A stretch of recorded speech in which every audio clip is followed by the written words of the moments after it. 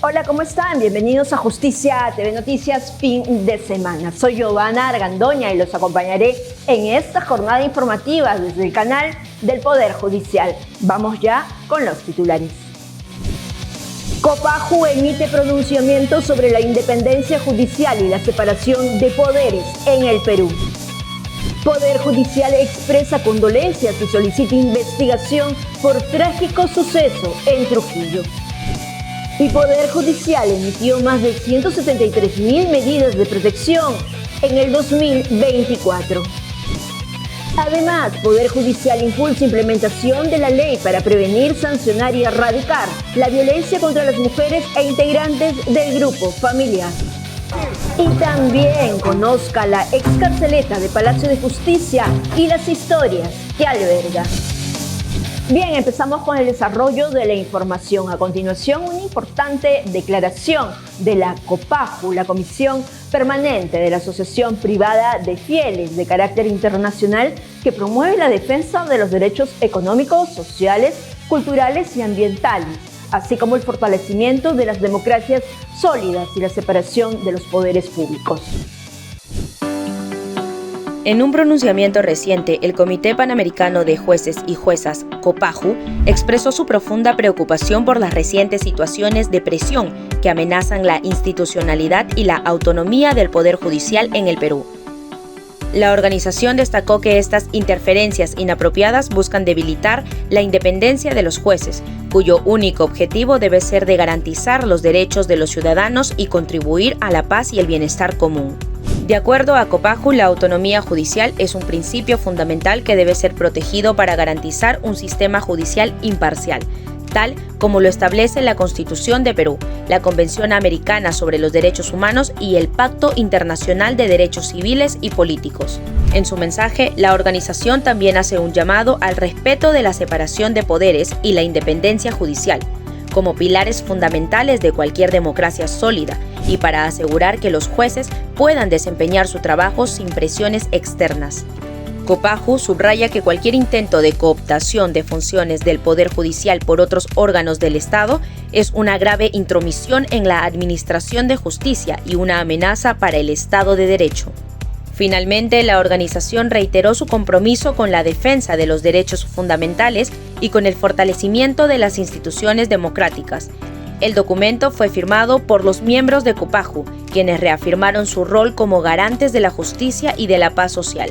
Firmaron Roberto Andrés Gallardo, presidente del Copaju de Argentina; Ana Inés Algorta Latorre, vicepresidenta del Copaju de Brasil; Gustavo Daniel Moreno, secretario del Copaju de Argentina; Daniel David Urrutia, vocal del Copaju de Chile; María Julia Figueredo Vivas, vocal del Copaju de Colombia; y Tamila Ebrahimi, vocal del Copaju de Estados Unidos. Bien, y a propósito de la tragedia ocurrida en Trujillo, el Poder Judicial expresó sus condolencias y solidaridad a las familias afectadas por el terrible suceso ocurrido, como hemos dicho, en Trujillo. En ese sentido, solicitó que se realicen las investigaciones correspondientes para que, de ser necesario, se tomen las acciones legales pertinentes.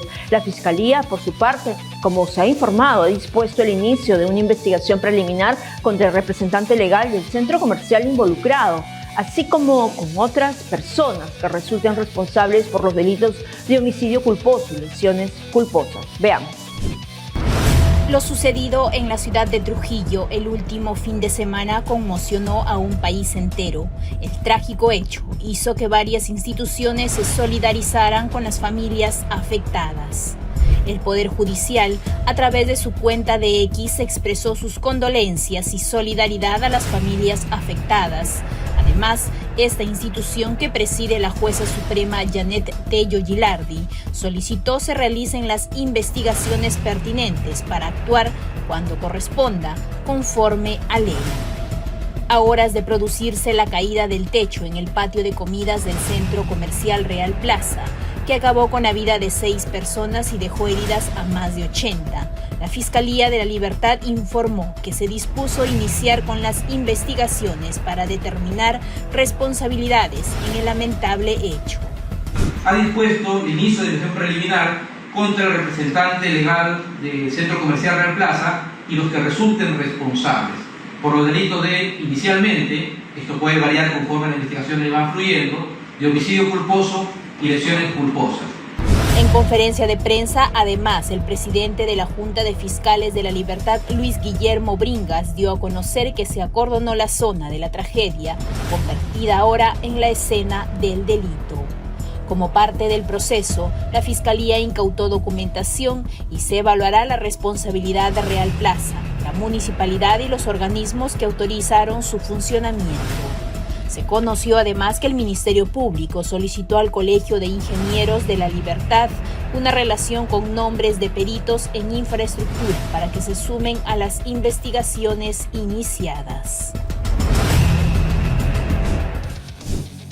Bien, y a raíz de la lamentable tragedia ocurrida en Trujillo, se ha realizado y se está realizando una serie de inspecciones en diferentes centros comerciales. Pero la pregunta es, ¿por qué ahora? ¿Por qué no se hizo antes? ¿Cuántas vidas han podido evitarse que se pierdan de esta manera tan trágica, tan lamentable? No es un hecho definitivamente que llama a la reflexión y que definitivamente va a traer sanciones penales. Bien, y en el año 2024 el Poder Judicial emitió más de 173.000 medidas de protección, asegurando la integridad física, psicológica y sexual de las víctimas y sus familias. Conozcamos más sobre esta orden judicial a favor de las mujeres y los integrantes del grupo familiar.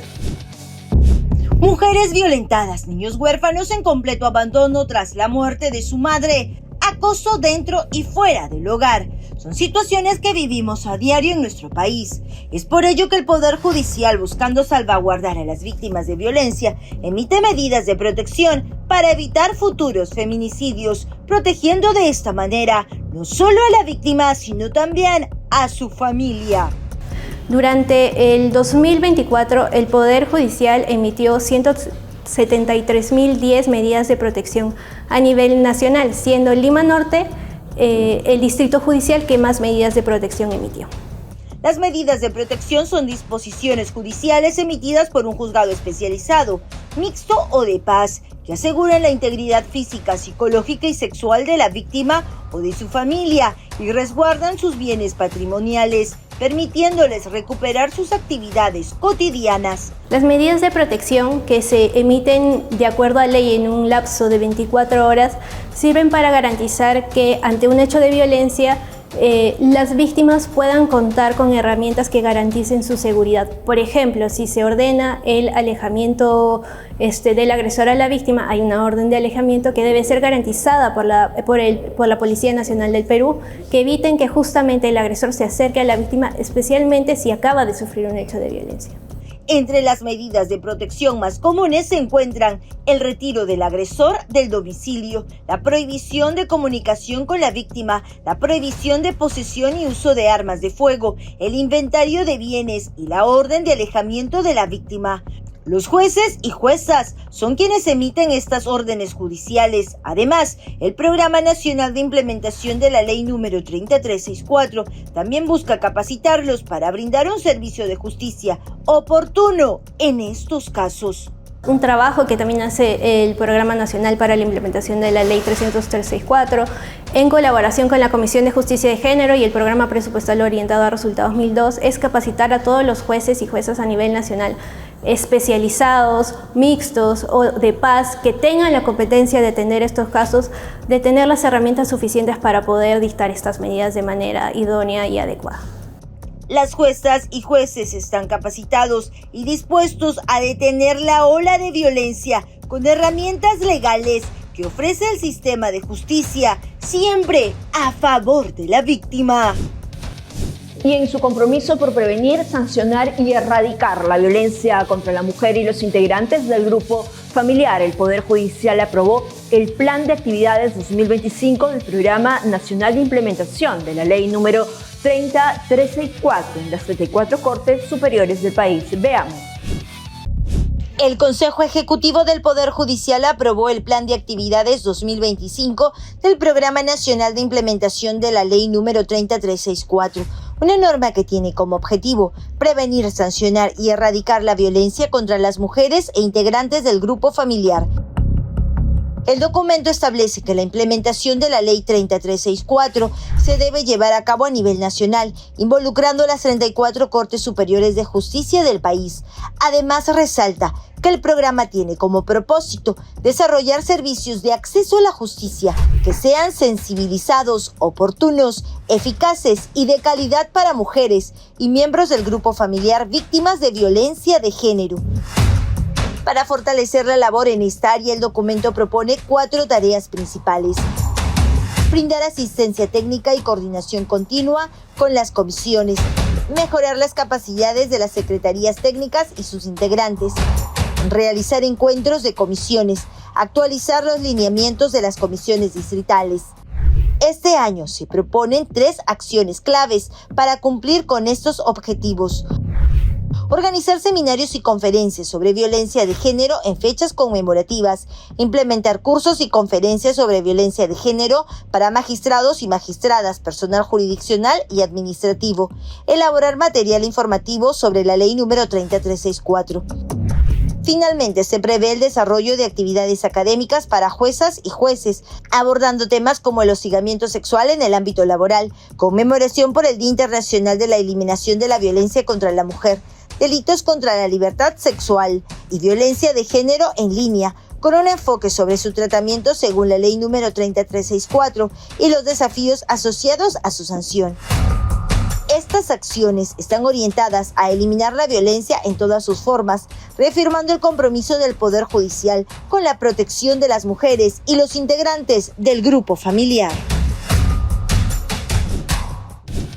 Y cambiando de información, ¿sabía usted que el régimen de visitas está diseñado para garantizar el bienestar y beneficio del niño o niña, asegurando una relación saludable con sus progenitores, que es lo que más se quiere en este tipo de casos, ¿no? En el siguiente informe descubra cómo esta figura legal busca promover precisamente el interés superior del menor y fortalecer los vínculos familiares mediante el cumplimiento de las disposiciones judiciales. Veamos. Luego de una separación o divorcio, se procura mantener el vínculo afectivo entre los hijos y el progenitor que no tiene la tenencia exclusiva mediante un régimen de visitas, el cual puede ser dispuesto en algunos casos por sentencia judicial. Pero ¿qué sucede si el padre o madre incumple este fallo e impide el contacto entre el niño o niña y su progenitor? El juez superior de la Corte de Justicia de Lima Este, Iván Saravia Quispe, nos explica las consecuencias. Cuando se otorga un régimen de visita, estamos hablando de un mandato judicial.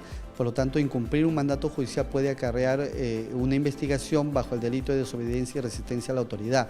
Pero también los jueces de familia, y como todos los jueces de la República, tenemos la potestad de multar de manera reiterada, inclusive acumulada, que son sanciones pecuniarias. Pero también tenemos hasta la detención por 24 horas para que se cumplan estas órdenes judiciales.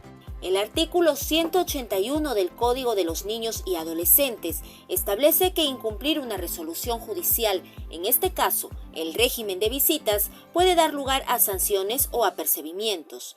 Es por ello que el magistrado resalta la importancia de este régimen y su objetivo fundamental. Generar ese vínculo paterno-filial o materno-filial, dependiendo de que los padres y las madres cumplan su responsabilidad dentro del cuidado, la protección, la educación, etcétera, etcétera, en el tiempo en el cual se otorga este régimen de visitas. En los juzgados especializados de familia se presentan las demandas. Los requisitos incluyen copia del DNI del solicitante, el acta de nacimiento del hijo o hija y el comprobante de pago de la pensión alimenticia. Además, el juez Saravia Quispe señala que las pruebas psicológicas son indispensables en estos casos. Es importante de que asistan a las evaluaciones del equipo multidisciplinario, psicólogos, asistentes sociales, médicos, que van a permitir dar información valiosa para establecer el mejor tiempo, forma y modo de este régimen de visita. Nuestra legislación contempla 3 tipos de visitas, con externamiento, que implica la salida del menor del hogar, sin externamiento y dentro de las salas de encuentro de las Cortes Superiores bajo condiciones de vulnerabilidad. El régimen de visitas puede suspenderse o modificarse si se pone en riesgo la vida, salud o integridad sexual del menor. Bien, y sobre el siguiente tema hemos venido comentando en lo que ha ido de la semana. La extinción de dominio es una poderosa herramienta jurídica que permite al Estado incautar bienes relacionados con actividades ilícitas, tales como el narcotráfico, la corrupción o la delincuencia organizada. Este proceso no afecta a bienes legítimos, sino exclusivamente a aquellos obtenidos o utilizados en la comisión de delitos. A través de esta medida, el Poder Judicial busca debilitar las estructuras criminales y garantizar que los recursos obtenidos de manera ilegal no queden en manos de quienes infringen la ley. Veamos. La extinción de dominio es una herramienta jurídica crucial que permite al Estado asumir la titularidad de los bienes relacionados con actividades ilícitas. Esto incluye aquellos bienes que son objeto, instrumento, efectos o ganancias derivadas de delitos como el narcotráfico, la trata de personas, la corrupción y la delincuencia organizada. La extinción de dominio afecta no solo a bienes tangibles como vehículos, inmuebles y embarcaciones, sino también a otros activos obtenidos de manera ilegal. Según lo indicado por el juez supremo y coordinador del subsistema de extinción de dominio, tras una sentencia del juzgado de extinción de dominio, se pueden incautar todos los bienes que estén fuera del marco de la ley, respetando siempre el debido proceso. Especialmente los vehículos con los que se comete extorsiones y sicariato, los vehículos con los que se trafica droga, los inmuebles donde se guardan armas, donde se tienen todos los instrumentos del delito, las cuentas bancarias con las que se potencia el delito y, en fin, todos los bienes que están fuera de la ley. La extinción de dominio se constituye como una herramienta de política criminal que combate la corrupción y la delincuencia organizada, protegiendo los intereses del Estado y la sociedad. De hecho, en los casi 6 años de funcionamiento del subsistema de extinción de dominio, se han logrado recuperar aproximadamente $160 millones a favor del Estado. Hemos podido retirar del mercado primero el oro ilegal, ahora está en manos del Estado. Es oro que ha sido robado, que ha sido sustraído de la patria, de la nación, sin que se haga a través de los mecanismos convencionales. También se ha podido recuperar inmuebles, vehículos, embarcaciones de pesca que han sido utilizadas para poder capturar grandes toneladas de pececitos que ni siquiera han alcanzado la talla para reproducirse. Los bienes recuperados a través de los juzgados de extinción de dominio son entregados al Programa Nacional de Bienes Incautados PRONAVI, quien se encarga de otorgarles valor social, económico y financiero, asegurando que estos bienes sean utilizados de manera adecuada para el bienestar colectivo. Y solo en 2024 hemos logrado $71 millones, los cuales sirven para poder seguir construyendo escuelas, mantener hospitales, cualquier otra de las obras de bien social que el PRONAVI tiene que realizar. El Poder Judicial cuenta con 25 órganos jurisdiccionales, 22 juzgados especializados y 3 salas de apelaciones especializadas en extinción de dominio en Lima, Arequipa y La Libertad. Si bien se respeta el derecho al debido proceso, advertimos que cualquier bien relacionado con actividades ilícitas está en riesgo de ser incautado, lo que subraya la importancia de respetar la ley para evitar consecuencias legales graves. Bien, y presta mucha atención con la siguiente información. En el contexto de los derechos laborales, es fundamental que los trabajadores comprendan las implicancias de sus decisiones tras un despido arbitrario. En esta nota abordamos un fallo reciente del Tribunal Constitucional que aclara la incompatibilidad entre la indemnización por despido arbitrario y el derecho a la reposición en el puesto de trabajo. Veamos. Es importante que los trabajadores estén bien informados de sus derechos y las consecuencias al momento de ser despedidos de manera arbitraria. Así que, si este es tu caso, pon atención a la siguiente nota.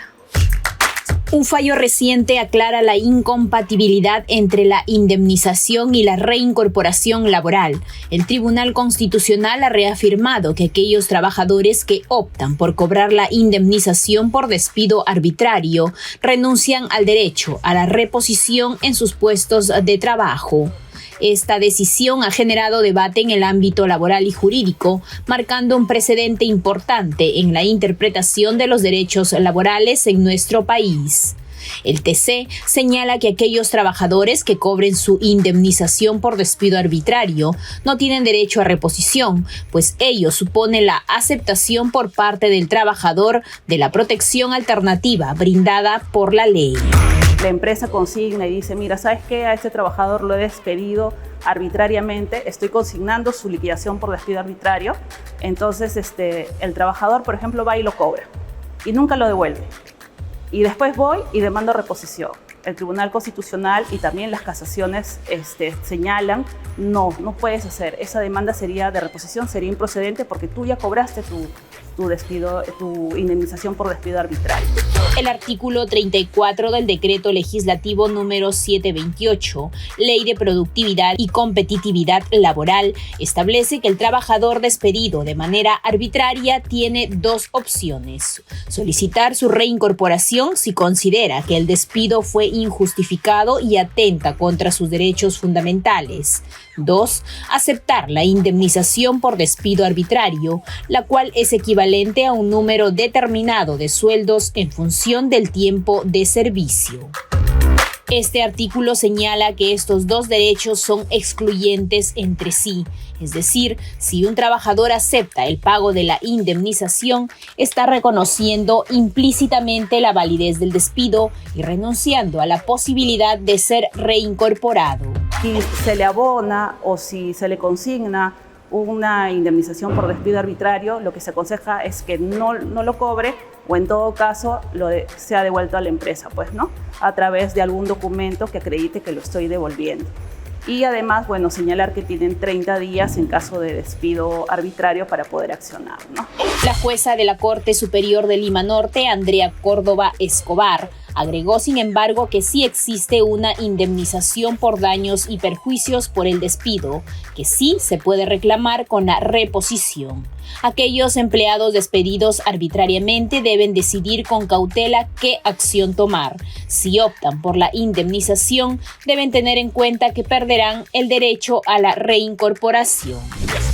Bien, es hora de hacer una pausa, pero usted no puede moverse de ahí porque si desea saber las historias que alberga la excarceleta de Palacio de Justicia, pues preste mucha atención a la nota que viene tras el corte.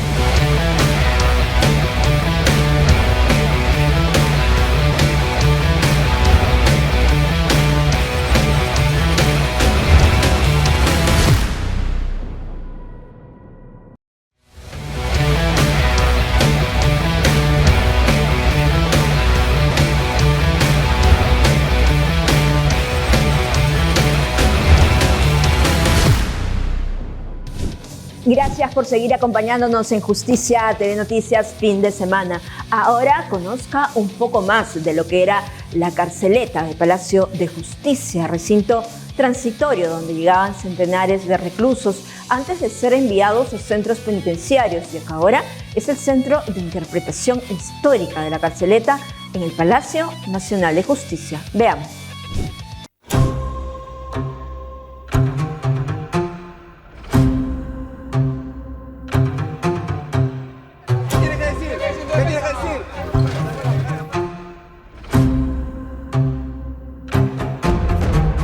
Exteriores de Palacio de Justicia, pasaje Buenaventura, pasaje aledaño a lo que era la carceleta de Palacio de Justicia. Hace algunos años, al pasar por aquí, no era extraño escuchar el grito de algún recluso que llamaba a través de estas rejillas a un familiar, alguna persona que aguardaba por ellos desde los exteriores. Nosotros, los periodistas, hemos sido testigos de esa comunicación a través de estas rejillas, una comunicación dolorosa, una comunicación angustiante. Incluso nosotros mismos hemos llegado hasta aquí para recoger en algunas ocasiones algún tipo de declaración. Apostados en los exteriores, hemos sido testigos más de una vez del traslado de presos que tras bajar de una furgoneta se dirigían a lo que parecía ser el inicio de una pesadilla, la carceleta de Palacio de Justicia. Acompáñenme a conocer lo que era la carceleta de Palacio de Justicia. Esta cárcel transitoria, clausurada hace algunos años, que da cuenta de tantas historias.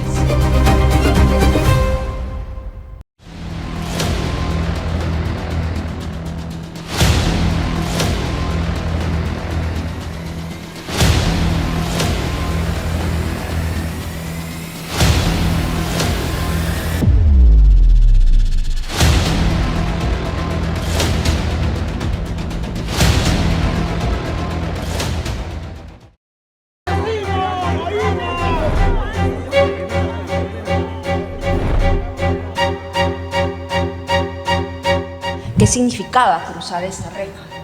Bueno, psicológicamente a ellos les causaba un gran impacto emocional.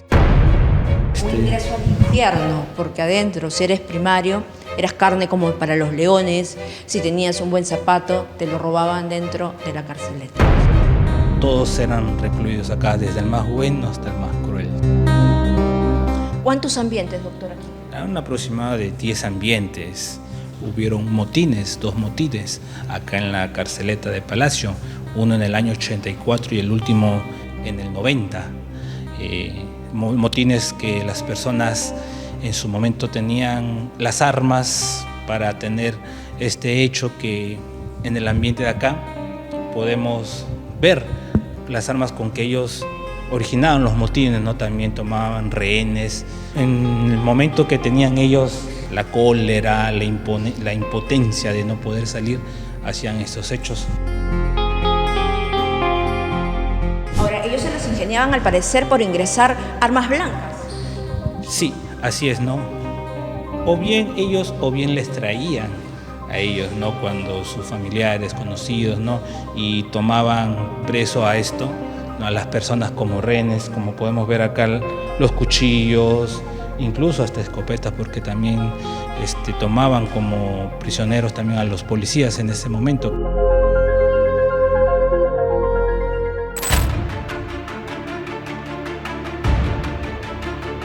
Y podemos ver ahí también infraestructura de donde están las rejas que estaban en este tiempo los reos. Muchos se colgaban hasta allí, ¿no? Para comunicarse con sus familiares. Así es, muchos se comunicaban en ese tiempo, ¿no? Con sus familiares, ¿no? Hasta tenían como el impacto psicológico les causaba también romper las rejas, no asimilaban el encierro.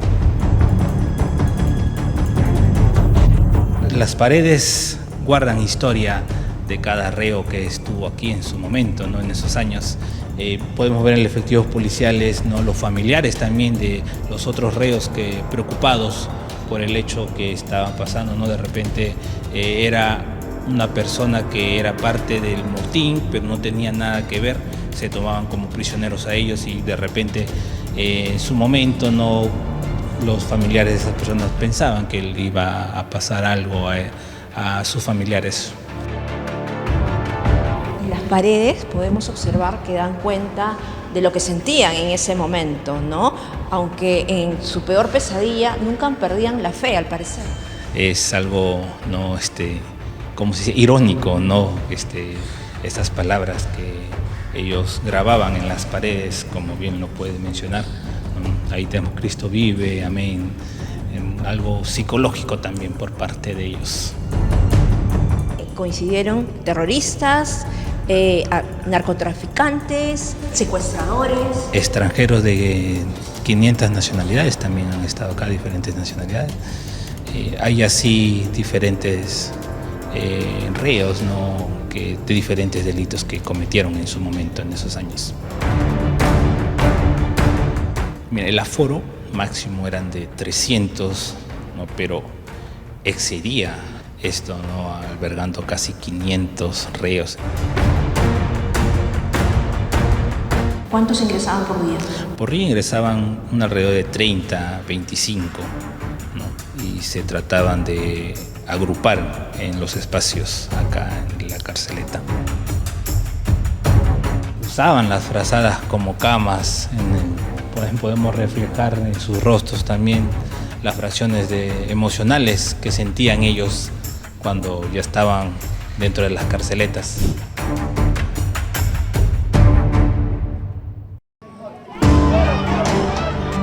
Acá en este ambiente eran para los políticos que en su momento eran recluidos aquí en la carceleta. Podemos ver un ambiente más reducido. Hasta 4 o 5 políticos han coincidido en este ambiente. Que esto era la celda de las mujeres. También tenemos en las paredes grabadas, ¿no?, su agonía, como ellas se expresaban. Mis hijos, mi mamita, ustedes y Félix nunca me falten. Lo que más amo en la vida, mi familia.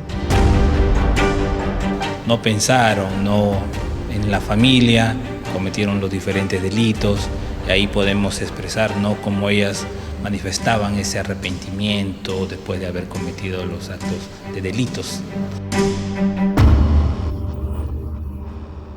Podemos observar algunas fotografías que dan cuenta de las personas que han estado aquí. Claro, tenemos acá al padrino, que era Reinaldo Rodríguez López, uno de ellos. Como podemos ver en la imagen, ya había ingresado para ser recluido en un penal.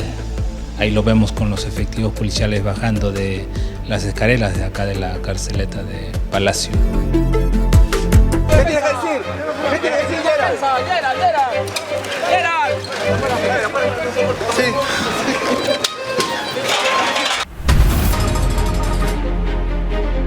Cada vez que se escuchaba que se abría y se cerraba esta reja, una nueva historia se contaba. Historias que se albergan entre estas paredes.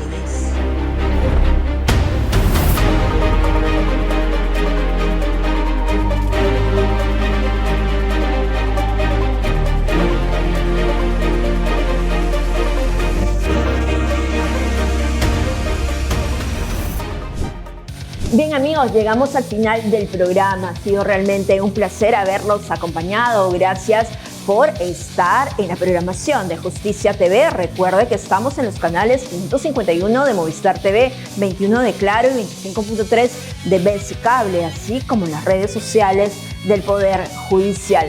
Soy Giovanna Argandón y conmigo será hasta el próximo fin de semana.